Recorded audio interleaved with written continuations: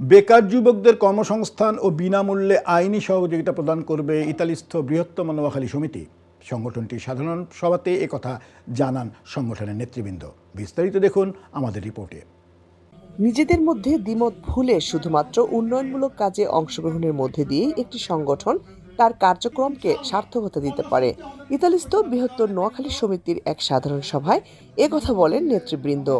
বিশেষ করে তারা কাজ করবে বেকার যুবকদের কর্মসংস্থান ও ডকুমেন্ট সংক্রান্ত বিনামূল্যে আইনি সহায়তায়। আমাদের নোয়াখালীবাসী কেউ যদি বেকার থাকে আমাদের সাথে যোগাযোগ করবেন, আমরা ইনশাআল্লাহ কাজ বৃহত্তর নোয়াখালীবাসী যদি কোনো কাজ সংক্রান্ত সৌজন্য সংক্রান্ত আইনি সংক্রান্ত কোনো সহযোগিতা লাগে আমরা ইনশাআল্লাহ প্রস্তুত সেটা সহযোগিতা করবে।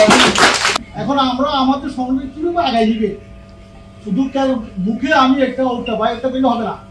বলছেন প্রবাসীদের কিভাবে সেবা দিবেন, কিভাবে সংগঠনটাকে সামনে এগিয়ে নিয়ে যাবেন, কিভাবে প্রবাসীরা সেবা পাবে। রাজধানী রোমে আয়োজিত এই সভার সভাপতিত্ব করেন সংগঠনের ভারপ্রাপ্ত সভাপতি হারুন উদ্দিন জামাল এবং পরিচালনা করেন সাধারণ সম্পাদক সোহেল চৌধুরী। এই সময় সংগঠনের সিনিয়র নেতৃবৃন্দের মধ্যে বক্তব্য রাখেন প্রথম সদস্য হাজী আব্দুল ওহাব, উপদেষ্টা আবুল কালাম খোকন, রেজাউল হক মিন্টু, আলী হক, এ কে আজাদ, যুগ্ম সাধারণ সম্পাদক আবুল এহসান মিনু, সাংগঠনিক সম্পাদক বেলাল হোসেন সহ অনেকে।